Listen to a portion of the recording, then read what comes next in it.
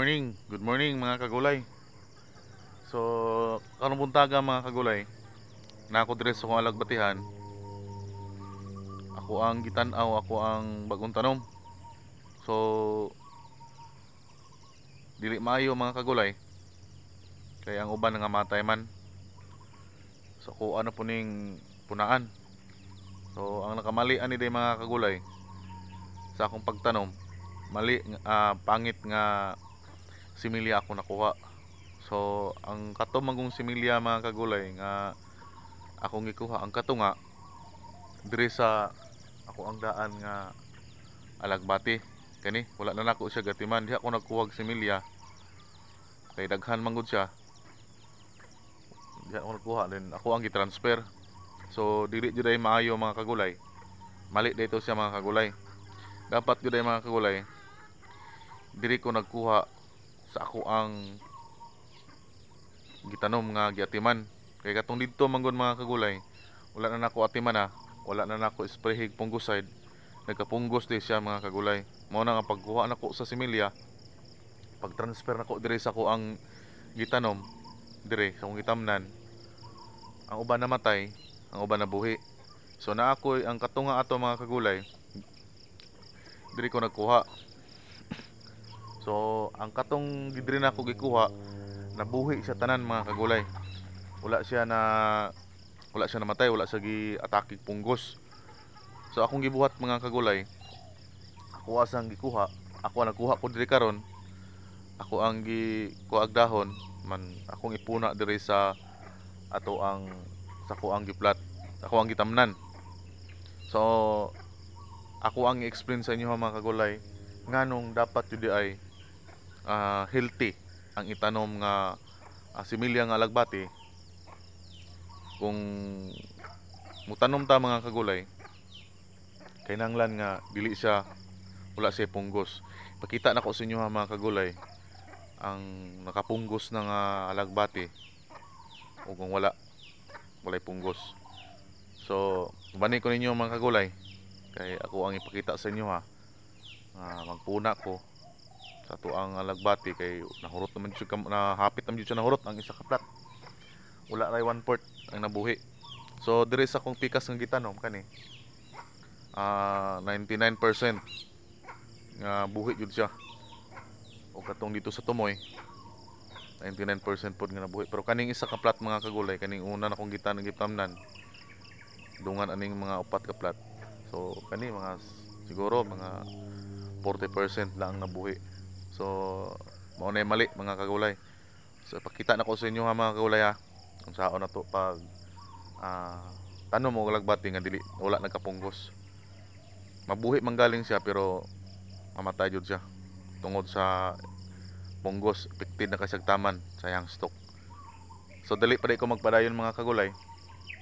Katong wala pa ka subscribe sa tuang YouTube channel, ang Bots Vlog About Farming, palihog lang kong subscribe, then i-share ato mga videos. Then kato pong mga subscriber na ako, daghang salamat mga kagulay sa inyo ang perminti nga suporta. So tara, ato ang tanahon kung saon ato pagtanom alagbati nga walay punggos.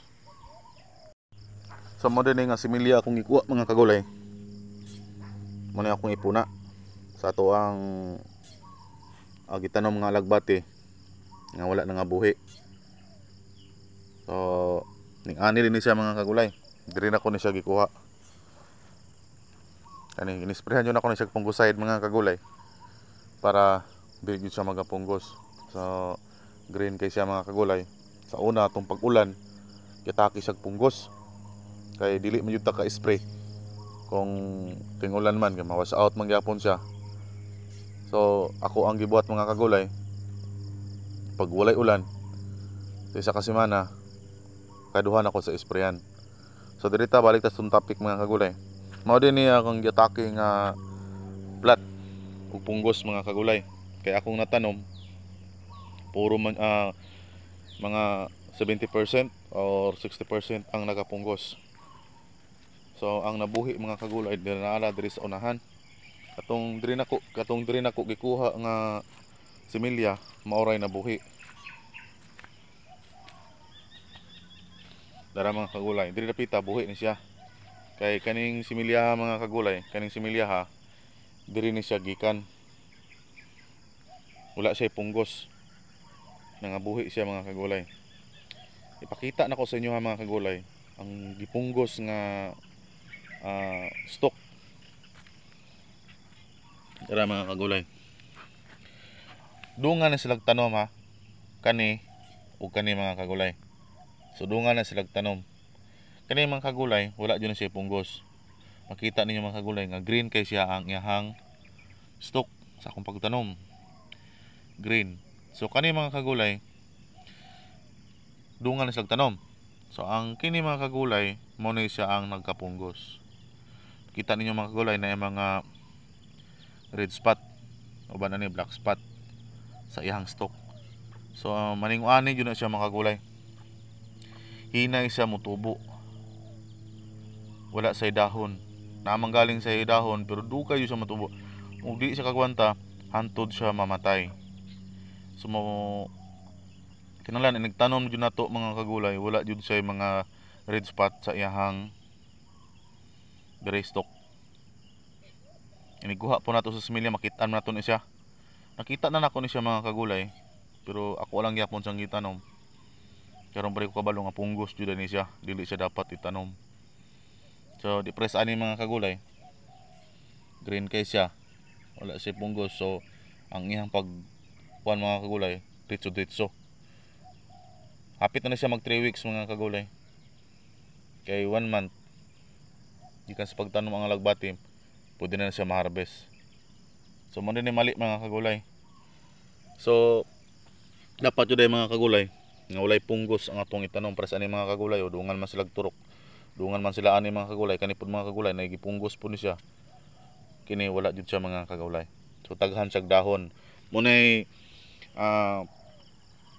bantayan kung magtanom tag alagbati mga kagulay. Para pud mga kagulay nangamantay na jud siya.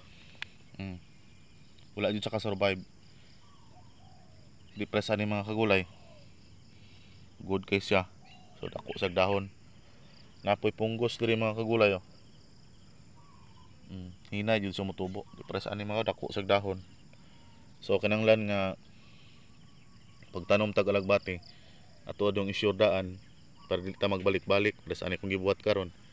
Nagpuna na pod ko. So medyo imbis mangibot og sagbot karong yang schedule, magpuna na lang hinuon kay nangamatay man ang uban. Di pares diri sa pikas mga kagulay, sa pikas black nga wala jud siya mga punggos.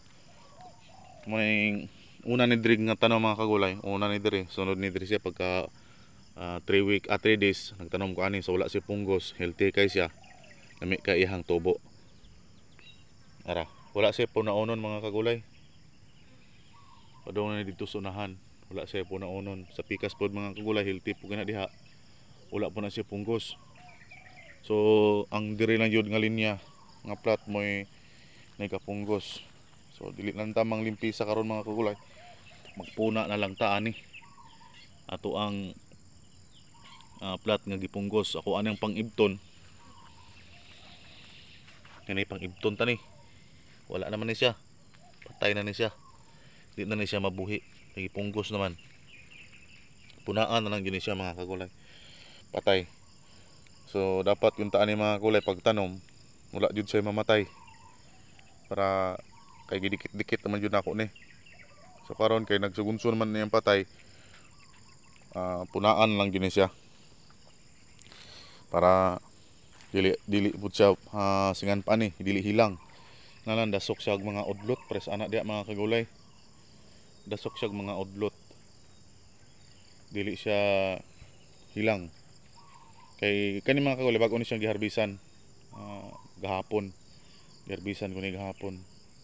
So nakakuha ta dihag mga udlot nga mga nindot kay mga kagulay, mga healthy kay nga udlot. So ang ato ang buyer magpanilap jud sa kagwapa sa tong alagbati. Naripod mga kagulay, wapo po sa tubo. Healthy po na dia siya. Yan napog ko'y bag-ong gisidling mga kagulay, liso na siya. So kabalin ta po nag isa ka plat. 40 meters ang gitas-on sa plata na ang matamnan. So kanitanan ako dahil mga alagbati mga kagulay, 40 meters na siya ang katas-on sa iyang plat. Layo yun siya mga kagulay, 40 meters. Mo din ako ang standard nga plat ang kitas-on. So ang kilap doon pod niya 1 meter. So kada plat mga kagulay, minimum harvest ana siya 16 kilos. So mao na atong pagtanom, depende lang pod sa akong motanom sa onyo pagtanom, basta i-plat yun siya kung kalon jud ang yuta. Makita man ninyo sa akong mga previous video, tanawan ninyo gyud sa pagtanom ang alagbati. So karon mga kagulay, puna ta sa ato ang alagbati nga napilyor tungod sa fungus. Mga dinhi kung gipuna primero mga kagulay, katong nag-harvest ko kung sa gipunaan, anay good na siya, pero kanay yang katapad bad nganan ibuto na siya mga kagulay. Ito nagtanom ko ni mga kagulay is ulan-ulan karon kay niinit man siya mga 2 ka adlaw na. So gamitan nato siya og kutsilyo para atuan ning itusok ning similya ana ning ana puno siya kadikit mga kagulay para dili siya og na mamatay manggaling mabuhi. Hindi na ta magpuna, pero kani mga kagulay kay napunggus man kinahanglan siya punaan para dili hilang lagi nagtubo sa alagbati. So ana lang pagpuna mga kagulay, pagtanom sa alagbati kung medyo uga-uga na ang yuta, kinahanglan nga naa jud say itusok nimo nga kutsilyo or unsa ba kahoy mga talinis para dili pud mabali. Kay once nga mabali pud ni mga kagulay kining alagbati, kining punuan niya kani diri mabali. Pag mabali diri mga kagulay inigduot nimo kay uga mang yuta, automatic pud ni siya patay, dehydrate mo siya diretso, dili siya mabuhi kay nabali man. So kinahanglan nga inigtanom nato ni mga kagulay dili jud sa bali, manang i-guide nato sa mga kagulay kung uga ang yuta ato siyang gayran para dili siya mabali. Tabunan lang ana siya. Once nga matanom na ni mga kagulay, makatimaho na ni siya og bugnaw or basa nga yuta, mabuhi na siya mga kagulay. Kay alagbati mga kagulay bisag ilabay ra nimo mabuhi gyud na siya samot ang itanom o timanon. So mo dinhi mga kagulay unya pag human natog tanom, human natog puna tuwa ning isprehan og fungicide. So abang lang mga kagulay.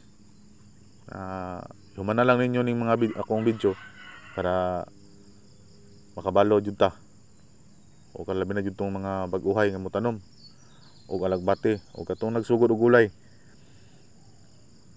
Tanawan lang ninyo ako ang mga video kay dili ko manghinayang mohatag og mga ideya mga kagulay para napug ko'y matabangan sa katong mga wala pa kabalo saon pagtanom og alagbati ug saon pagtanom og mga gulay. So unya mga gulay, pakita na ko sa inyo akong gigamit nga fungicide, foliar og insecticide para pud sa tuwa mga alagbati.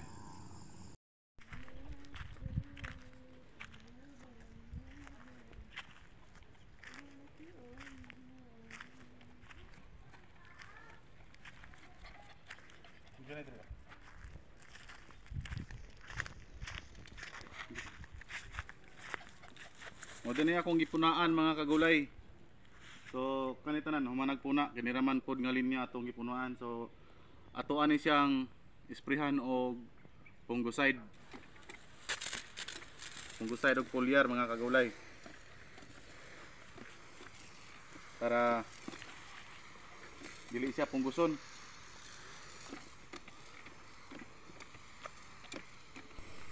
Kailangan jud isprehan og fungicide kung bag-o nga human og tanom mga kagulay para dili siya atakihon sa punggos. Kay kanang ginuntingan o kinuhaan og dahon mauna siya interpoint sa punggos mga kagulay basta bag-ong tanom. So kinahanglan jud siya og isprehan. Labi na jud kaning mag-harvest mga kagulay. Pag human og harvest kinahanglan nga ma-isprehan siya fungicide. Kay katong mga ginuntingan jud mga kagulay majud to siya unahon og duol sa mga punggos nga naglibot-libot lang sa punuan sa alagbati. So kung dili siya ma-isprehan, So atakihon jud siya mga kagulay. So akong gamit dani nga foliar mga kagulay, biotonic. Ako ang fungicide Mahika sa Agronica product mga kagulay. So ako ang 16 liters 20 ml nga Mahika fungicide o 15 ml pod sa foliar. So kinahanglan polyaron jud siya mga kagulay para ang dahon green kayo nga paspas pod yang udlot.